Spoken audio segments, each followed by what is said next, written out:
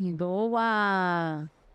Sejam muito bem-vindos e bem-vindas a mais um episódio do Papo de Corredor, o podcast do iFood Benefícios.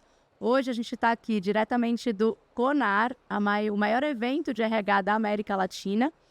A gente está com uma audiência maravilhosa aqui, muito obrigada a todos pela presença. Para falar de um tema super interessante, né? A gente estava aqui antes de começar a gravar falando um pouquinho e o Maurício, já vou dar spoiler de quem está aqui com a gente, falou, olha, inteligência artificial, dados, a era da informação já não é mais futurologia como foi por muito tempo. Hoje já é uma realidade e é sobre isso que a gente vai falar aqui, sobre o uso de dados no RH. Para isso eu tenho dois convidados super especiais aqui comigo. Eu estou aqui com o Márcio Cavalcante. O Márcio ele é People Analytics no iFood e ele vai contar para a gente como é que a análise de dados impulsiona a gestão de pessoas e como é que a gente está usando isso dentro do iFood. Obrigada, Marcinho. Obrigado. E eu estou também aqui com o Maurício Baroca. Ele é Head de Remuneração Total, de Total Rewards da Unilever, e ele vai falar para a gente como é que a análise de dados pode transformar a forma como as empresas pensam remuneração e benefícios com pacotes de remuneração justos e atrativos. E ele já me deu um spoiler aqui também antes da gente começar de que ele é um remuneração meio fora da casinha aqui, então tô animada aqui, ansiosa para ver o que ele vai trazer para a gente. Obrigada. Imagina, obrigado a vocês pelo convite. Um prazerzão estar aqui, falando para vocês também. Boa. Vamos lá? Então, bora. Márcio, vamos começar por você aqui. Conta pra gente um pouquinho o que na sua visão, são os principais benefícios que o RH conquista fazendo, né, análise e uso aí extensivo de dados. Bom, primeiramente, muito prazer estar aqui. Muito feliz dessa oportunidade de falar um pouco sobre People Analytics, de falar sobre dados. Eu acredito, é até um certo clichê, né? Durante muito tempo a gente ouviu na administração que a gente não consegue gerenciar aquilo que a gente não consegue medir. E eu acredito que People Analytics ele nasce justamente nesse ponto de como a gente pode medir algumas coisas. E sempre foi muito usado em marketing, sempre foi muito usado em logística, mas pouco no RH. E quando a gente começa a trazer dados para a pauta de RH, a gente consegue tangibilizar algumas coisas que antes a gente não conseguia. Ficava mais naquela coisa do feeling, eu acho, eu ouvi que. Quando a gente traz isso para uma discussão mais pautada em fatos e dados, a gente consegue tangibilizar isso para o negócio e conseguir apoio para a gente conseguir meio que tentar reverter alguma situação ou melhorar algum ponto. Então, acho que isso é muito importante, é o que traz de benefício. Legal.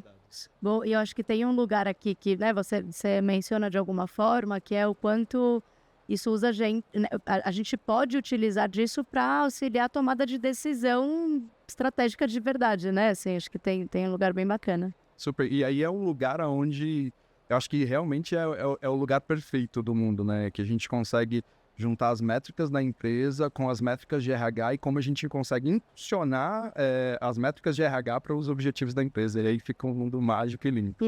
Boa, muito bom. Maurício, conta pra gente, né? Acho que a gente, de novo, né, tem usado dados de forma muito extensa, assim. E remuneração, a gente estava falando sobre isso antes também, é uma área que por muito tempo, né, acabou ficando muito dentro da casinha, assim. Como é que você tem visto, né, e como alguém bastante especialista em remuneração, o uso de dados nesse universo, inclusive para né, eventualmente até customizar ali estratégias de remuneração com base nisso para as pessoas? Acho que a primeira coisa que a gente está vivendo a era da democratização de dados. O RH sempre foi uma fonte inesgotável de informação com pouca exploração, que acho que é isso que você estava trazendo um pouquinho, né? Mas estava lá. A gente só não tomava tanto cuidado, talvez, com ele. E sei lá, talvez nos últimos 10 anos, isso começou a crescer. Nos últimos 3 anos, estourou com as inteligências artificiais regenerativas. Então, como a gente tem essa fonte inesgotável e a área de remuneração por si só, a tradição da área de remuneração é dado, assim como é marketing, assim como é logística, assim como são outras da empresa, tem essa tradição. Acho que agora o grande desafio está em como a gente usa essa tradição para entregar um produto melhor, para estar mais perto e sentado na mesa de tomar decisão. Ou seja, a RH não é uma área suporte. Eu gosto de me considerar a RH como uma área de negócio. Se eu sou uma área de negócio e eu tenho elementos para tomar decisão, como que eu faço para chegar lá, né? E acho que quem está mais avançado nisso está também mais perto de sentar nessas mesas, nesses fóruns de desenvolvimento de negócio a partir do data lake absurdo que a gente tem. Boa, excelente. Pessoal, eu esqueci de falar no início aqui, a gente tem um slide, deve estar para vocês aí o QR Code. Mandem dúvidas, comentários, enfim, a gente vai adorar trocar aí com vocês. E a gente reserva um tempinho aqui no final para responder. Boa. Marcinho, temos dados, né, desde sempre no RH, enfim, a gente começa a fazer uso disso agora. Mas tem um lugar aqui que é muito entender como é que a gente implementa essa cultura do uso de dados dentro do RH, talvez, né, para outras áreas. A gente falou aqui marketing, logística, enfim, áreas de negócio. É uma cultura que ela, para algumas empresas, já está, né, acho que um pouco mais consolidada, mas para o RH, na maior parte das empresas, é algo novo. Como é que, na sua visão, a gente, né, consegue contribuir para fomentar essa cultura de dados mesmo dentro do RH? Legal. Acho que o ponto principal... Vai falar mais pertinho aqui? Não sei se está ouvindo. Bom, o ponto principal de a gente conseguir, de fato, mostrar e conseguir implementar isso é mostrar valor, né? Nenhum executivo vai chegar e vai falar assim, eu queria que vocês fizessem uma coisa legal que vocês vão gostar de fazer assim, na empresa. Você vai ter que mostrar um valor naquilo, e a partir do momento que você mostra o valor daquilo, que tomar decisão baseada em dados é importante, as coisas começam a acontecer naturalmente. Eu sei que existem dois cenários, né? E tem empresas como o iFood que já são nativas tecnológicas, e a barreira vai ser um pouco menor, porque... teoricamente já é uma empresa que é data-driven e que vai tomar decisão baseada em dados, e o RH é quase que puxado para tomar decisão baseada em dados. E tem empresas que têm um cenário um pouco mais tradicional e que aí a prova de valor ela vai ter que começar. E eu sei que existe meio que uma barreira, né, que as pessoas colocam do tipo, é muito difícil, vai ser muito complicado implementar alguma coisa desse tipo aqui na minha empresa, não tem ninguém que tem conhecimento técnico, vai ser muito difícil. Mas eu acredito que, às vezes, o bom e velho gráfico de barras vai tangibilizar um problema que as pessoas não conheciam e que vai tornar visual. Então, acho que é super importante essas pequenas provas de valores para ir implementando aos poucos. E eu gosto muito do que você fala, e é algo que eu pego muito para mim, assim, e eu converso bastante sobre isso com as pessoas. Que todo mundo fala, mas no iFood é fácil, na Unilever também deve ser, porque olha só, né, são empresas grandes, estruturadas, barari bararó. Mas no final do dia, assim, de nada adianta você ter uma super estrutura, um super ferramental, se você não tem a mentalidade do uso de dado, né, assim. E eu acho que é aí que tá o pulo do gato, né, pro RH. Como é que a gente, de fato, torna isso parte do dia a dia? E passa muito pelo que você falou, assim, gente, é o gráfico de barra, né, é o gráfico de pizza, enfim, tá tudo mais ou menos, tudo nasce dali, né? Muito bom. Ô, Maurício, pode interromper, viu? Fica à vontade. Só que uma contribuição nisso que está dizendo que é cultural e do latino e do brasileiro a história do não uso de dados. E eu converso pelas minhas finanças pessoais. Se a gente tem um número de endividamento muito alto é porque eu não faço análise. É verdade.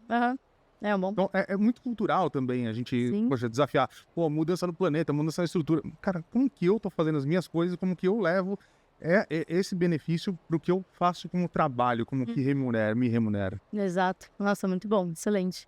E aí tem um lugar aqui, Maurício, até pegando aqui um gancho e trazendo uma pergunta para você. Tem um lugar, óbvio, né, que é a cultura e a mentalidade de dados, né, enfim, acho que passa muito por curiosidade, né, enfim, acho que fazer perguntas certas, mas tem também ferramental, né, uma vez que você tem essa mentalidade, o ferramental, ele é importante. O que você tem visto, né, de ferramentas, enfim, né, e o que vocês têm utilizado para, de fato, chegar neste lugar de conseguir organizar dado, né, e fazer uma análise e gerar valor a partir disso? Para a gente, como companhia, a gente é muito feliz de ter pessoas especialistas, assim como a gente tem o Márcio, eu também tenho o meu Márcio sentado no Analytics, mas acho que a gente ainda está na primeira camada disso, né, que é a geração de dashboards. O próximo passo que a gente está galgando aí, isso é um projeto nosso também, de remuneração, é falar, tá bom, como é que eu transformo esse monte de dado em machine learning? Como eu faço esse machine learning ter o menor nível de viés possível? Bom, você estuda isso melhor do que eu, você vai falar isso 10 mil vezes melhor do que eu, mas o quanto que a gente já teve de case de automação e de que reforça viés inconsciente das pessoas e não favorece as métricas que a gente precisa, aí, sei lá, diversidade, de trazer evolução. Então, acho que a gente está um pouco por aí, indo para essa segunda camada. E para quem não tem, né, que acho que a tua provocação é muito importante, Natália, quem não tem um transatlântico por trás, tem um monte de coisa também que é gratuita. Tá bem? E eu vou dar um exemplo, uma situação que aconteceu numa antiga empresa de um cara que não queria, a gestora dele, eu estou dando um caso, tá? Uma antiga empresa que eu trabalhei, ele não queria, a gestora dele falou, preciso que você chegue 8 horas da manhã para me tirar um relatório de SAP, para me gerar o dado, porque eu tenho reunião às 9 toda segunda-feira, então eu preciso disso pronto, do mais atualizado do último domingo. Sim. Produção, 24/7. Esse cara foi aprender Python, vai aprender um desenho, vai falar, eu não vou chegar às 8 horas da manhã, vai gerar dado, cara. Desculpa, eu vou fazer a automação.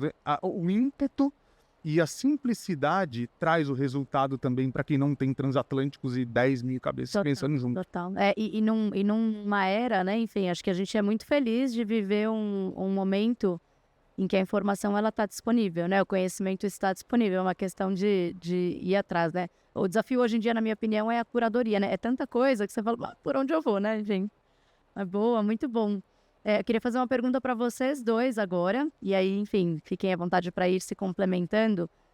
Mas a gente falou bastante do uso de dados e eu acho que ainda se tem uma cultura, né, de uso de dados para olhar passado, né? Enfim, putz, o que aconteceu no passado para que eu eventualmente possa tomar uma ação e às vezes não dá mais tempo, porque, né, o passado já ficou lá atrás, assim. Como é que, na visão de vocês, a gente faz para ir para um caminho em que a gente começa a ter análises mais preditivas mesmo, né? E aí começar a se antecipar a eventos que possam acontecer no futuro a partir dos dados? Eu acredito bastante que tem uma frase famosa que é o melhor jeito da gente evitar o passado a gente tentar construir um novo futuro, né? E olhar e estudar o passado, né? E análise de dados é isso, né? É muito difícil, eu acho que é impossível, na real, você conseguir estudar o futuro. Mas aí quando você começa a olhar para o passado, para as coisas que aconteceram, para as variáveis que aconteceram para que, por exemplo, um turnover, tentando tangibilizar para o tema de RH, acontecesse, de repente, sei lá, uma área específica estava tendo um turnover muito alto. Então aí você começa a olhar e tentar encontrar as causas. Aquela área específica estava sem mérito e promoção há muito tempo. Você começa a ver algumas coisas que estavam acontecendo e que causavam aquilo. E aí você vai colocando isso dentro de um modelo para que ele aprenda de alguma maneira, e aí falando mais matematiquês, ele vai aprender como prevenir, né? E dar uma flag de que a gente vai ter, esse caso aqui está se repetindo. Né? E aí um ponto importante que o Maurício falou sobre vieses, que é super importante, né? A gente sabe que algoritmos, eles tendem a ter alguns tipos de vieses. Mas quando é descoberto vieses, no final das contas, por mais que seja um aprendizado de máquina, tem alguém ali programando aquela máquina para que ela aprenda. Então, se a gente tem consciência daquele tipo de viés, a gente consegue tentar de alguma maneira reduzir, eliminar, é impossível, né? A gente sempre vai ter algum tipo de viés, o algoritmo sempre vai ter algum tipo de viés, mas a gente tenta reduzir ao máximo esse viés, colocando, sei lá, historicamente a gente vê que pessoas negras recebem menos metas e promoções do que pessoas não negras. Então, sei lá, a gente vai construir um algoritmo de comp, então a gente vai tentar de alguma maneira colocar um peso a mais para que pessoas negras recebam isso equinanimemente. Legal. É muito importante isso. A gente, já vou pegar aqui, a gente respondeu uma das perguntas que veio aqui, que é como a cultura de dados pode contribuir para uma remuneração mais justa no quesito de diversidade e inclusão, né? Acho que esse tema de análise de vieses aqui, acho que conecta bastante com essa pergunta. Foi boa. E eu ouvi de um executivo de RH que eu admiro no mercado a seguinte frase: os dados não mentem, mas também não sentem. Então, levar em consideração quando eu estou fazendo programação, levar em consideração quando eu estou fazendo algoritmo, que tem uma pessoa por trás daquilo, e essa pessoa tem temas, e essa pessoa tem família, e essa pessoa tem cara, sua psique, né? Então, meu lado psicológico. Quando eu começo a considerar isso na minha conta e começo a criar as exceções, talvez eu tenha a chance. Mas o grande problema é que a gente não tem resposta para um negócio que a gente está ajudando a construir no mundo. Tá realmente num momento diferente da história de construção. E parar de falar, eu acho que, eu sei que, o que eu sei? Eu sei que mulheres ganham 30% a menos que homens. Eu sei que populações das mais diferentes tipos de diversidade ou tem menores promoções, ou tem... Tá, e o que eu tô fazendo sobre isso? X dados. Quais são minhas políticas que promovem? E a partir da política, sim, o desenho, a codificação, então nunca é só do retrovisor. Vai para qual o maior custo de pessoas depois de salário?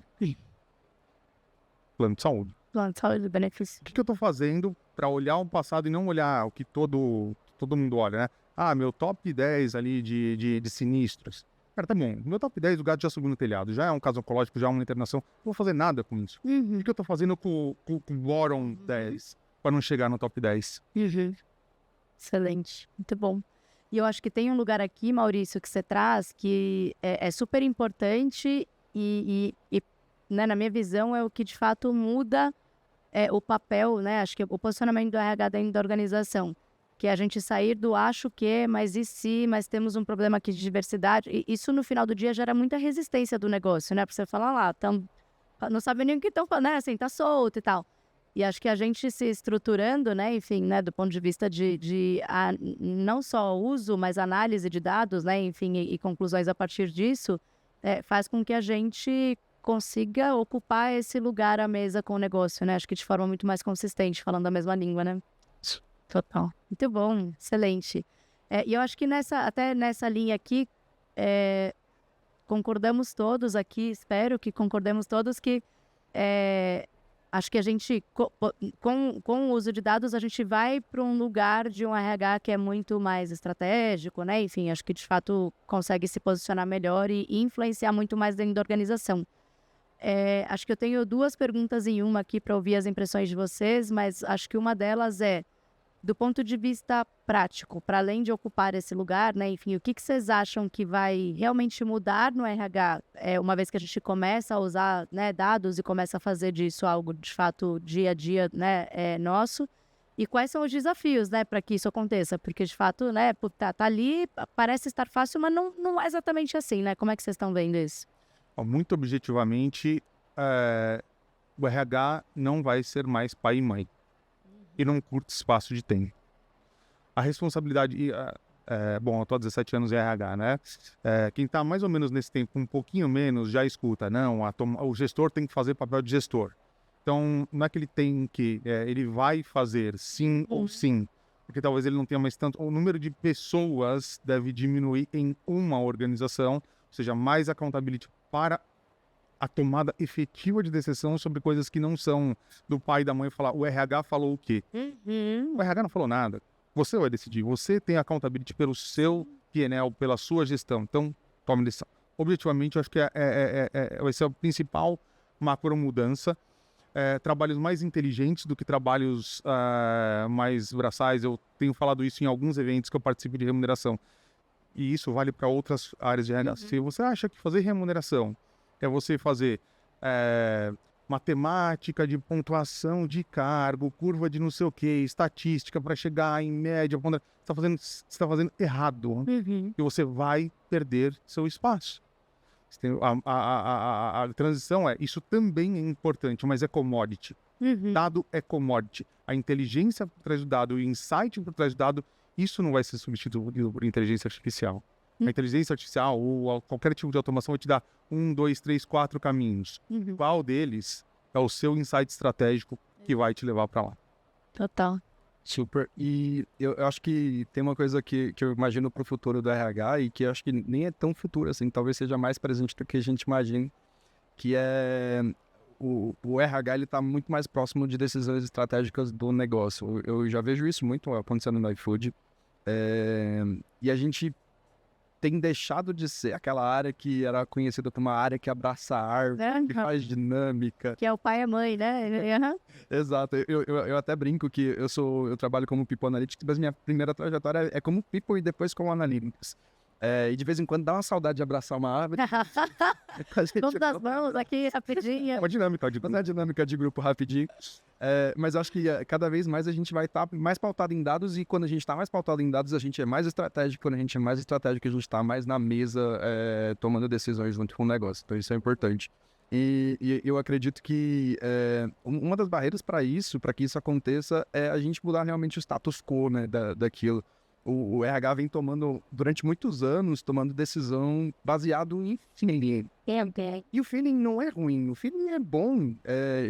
A gente testa hipóteses que o time de BPs levanta, e em 80%, assim, um chutômetro aqui, mas em 80% o feeling dos BPs está certo a respeito daquele assunto. Mas quando a gente coloca dados naquilo, a gente consegue levar o patamar da discussão, e a gente consegue até criar métricas pelo que a gente pode mudar, o que a gente pode fazer. Total. Que é importante. Nossa, assim, concordo em gênero, número e grau, assim, e eu acho que é um pouco disso que eu estava tentando falar antes, de a gente conseguir se posicionar frente ao negócio com muito mais consistência, né? Porque eu concordo com você, tem um pouco da intuição, da vivência, né? Enfim, cara, quando você passa todo dia na mesma rua e tem um buraco ali, você já sabe, né? Enfim, você vai tentar desviar e acredite que tem.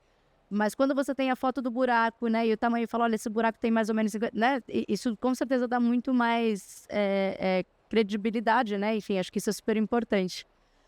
Boa. E eu gosto muito também do que o Maurício traz ali, né? De que, cara, a gente começa a empoderar muito mais as lideranças, né? Então, o RH, ele sai do lugar de, olha lá, o RH mandando fazer porque sim, para o dado tá aqui, assim, a decisão é sua. Ou proibindo de fazer, o que é pior. Exato, então, exatamente. Muito bom, muito bom. Ó, a gente tem 2 perguntas aqui, uma delas a gente já respondeu, que ela estava, né, relacionada ali à diversidade. Mas a Karine Barbosa do Nascimento, ela perguntou aqui, como olhar cada vez mais para os dados e usar esses números para tomada de decisão sem perder o nosso cuidado com as pessoas, né? Que é um pouco do equilíbrio ali. Da hora que você já respondeu isso na minha cabeça, tá? Que é o teste de hipótese. Você falou muito bem. O feeling das pessoas normalmente está certo. Falta eu ter arcabouço para provar que ele está certo. Uhum. Volta para a história da cultura de gestão de dados, aí alguém pode falar, né? Sou psicólogo em RH, cara. Eu sou psicólogo de formação, eu tive 2 anos de estatística, então talvez 2 anos de estatística bem pesada. Uhum. Se eu não usar isso para nada, também o que eu estou fazendo com a minha carreira? Né? Então, trazer esses cultural de fazer perguntas, testar hipóteses, curiosidade acima de qualquer coisa. Se eu sou curioso, muito provavelmente vou ter respostas boas. E se ter ter perguntas boas. Se eu tenho perguntas boas, a chance é alta de eu ter respostas excelentes. Acho que passa por um ponto de intenção, né? Eu acredito bastante que o dados, inteligência artificial, machine learning, ele é ferramenta. Qualquer ferramenta você pode usar para o bem ou para o mal. Então, se a intenção por trás é cuidar das pessoas, fazer com que a empresa cresça e, consequentemente, as pessoas cresçam, quando a intenção é boa, o dado ele vai fomentar aquilo. Você vai ajudar você a tomar decisões boas para cuidar das pessoas. Uhum. Acho que as 2 coisas não precisam ser separadas. Elas são... Pelo contrário, total. Muito bom, muito bom. E tem mais uma pergunta aqui do Denis Cruz. Como democratizar uma cultura data-driven em uma área na qual as pontas, e aí ele põe entre parênteses aqui BPs, são em sua maioria psicólogos forte em soft skill, e a outra ponta, People Analytics, já pensando em Machine Learning e IA? Primeiro, formação não diz nada. Exato. O primeiro viés, desculpa o nome de quem fez a Bruno? Denis. Desculpa, Denis, mas assim, cara, sua formação não diz absolutamente nada. O que você falou, né? Psicologia com 2 anos de estatística, né? Exato. Então, acho que vamos apagar isso da história e voltar pro fato de que a curiosidade é importante, a intenção é importante, muito mais do que o resultado. Eu acho que tem um ponto que é importante, que é tentar andar par e passo com o negócio, e as pessoas que estão mais conectadas com o negócio é o time de BPs, e a gente não pode negligenciar isso. E não adianta a gente começar a falar, vamos fazer um modelo para prever turnover e a gente vai fazer um modelo de machine learning, a gente vai usar decision tree, a gente vai usar, sei lá, ChatGPT, a gente vai fazer alguma coisa. Porém, o time de BPs não entende que aquilo é um problema ainda. O turnover talvez nem seja um problema. Essa conexão para conseguir gerar valor na ponta é importante. Talvez dar um passo atrás de, eu quero fazer coisas legais, mas no final das contas, dados é para resolver problemas e não para fazer coisas legais. Às vezes, de novo, voltando no velho e bom gráfico de barra, às vezes é o gráfico de barra e não é o modelo de machine learning que vai resolver. Total, muito bom. A gente tem tempo para mais uma última pergunta aqui que apareceu do Fábio Fortes, que é como aplicar People Analytics preditivo em ambientes de trabalho diversos. Exemplo, a análise de colaboradores de uma fábrica e de colaboradores de escritório, onde os dois cenários fazem parte da mesma empresa. Primeiro, acho que a análise separada disso se fizer sentido. Né? Acho que não tem uma resposta objetiva para essa pergunta, tem uma pergunta sobre essa pergunta. O que é importante para a sua fábrica? Acho que vamos lá, escala, né? O que é importante para a sua empresa? Dentro da sua empresa, o que é importante para cada subsistema ou área dessa sua empresa? A partir dessa pergunta, aí você vai achar o dado importante para cada um. A gente você falou bastante de turnover, é verdade, né? O turnover é um monstro. Cara, turnover é horroroso. Será que turnover é horroroso? Ou será que turnover me gera reciclagem, conhecimento e avanço? Então, mais do que uma resposta, é uma provocação para você mesmo fazer perguntas para o que é importante para você, para o seu negócio, para as suas áreas e para você. Então, e eu acho que você trouxe um ponto super importante, Maurício, que é o tema dos modelos mentais e vieses que a gente tem, assim, nossa, turnover é horrível, mas será mesmo, assim, como é que o mercado funciona, qual que é o benchmark, será que não tem, né, uma explicação por trás disso, tem tanta coisa, né, enfim, que acho que vai muito na curiosidade também, né. Boa, agora é a última pergunta mesmo, a gente já está finalizando aqui, mas o João Braga, ele traz uma pergunta aqui, como fazer o RH ser mais data-driven e realmente tomar as decisões baseadas em dados? Sinto que em alguns lugares o dado é disponibilizado, mas boa parte do RH ainda não usa como base para tomada de decisão. Eu acredito bastante que vai ser muito clichê, tá, gente? Mas comece mudando o mundo a partir de você. Comece você a fazer análises que vão gerar valor. E eu acredito bastante que as pessoas elas se movem um tanto quanto por... não sei se é a melhor palavra, mas por inveja, do tipo, caramba, ele tá fazendo uma coisa muito legal, tem dados lá, eles descobriram um problemão, conseguiram resolver esse problemão, por que eu tô aqui parado e olhando? Acho que essa questão de fomentar isso é importante. Então, desculpa o clichê, mas mude o mundo começando por você, acho que é importante. Excelente. Nem que acrescentar depois dessa. Tudo começa por você. Total. Para mudar o mundo, comece arrumando a sua cama, né? De ter negócio desse aí. Lava louça. Ai, gente, chegamos ao final de mais um episódio aqui do Papo de Corredor. Muitíssimo obrigada, Márcio, Maurício, pelo papo. Eu amei. Sempre passa mais rápido do que a gente gostaria. A gente vai trocando e dá para ficar a tarde inteira aqui. Mas super obrigada. Obrigada a vocês que acompanharam a gente aqui também. Fiquem de olho no Acrescenta, que é o nosso hub de conteúdos do iFood Benefício. Esse papo e mais um monte de conversa super bacana que a gente já gravou e outros que vão estar por lá. Obrigada e até a próxima. Tchau, tchau. Tchau, gente.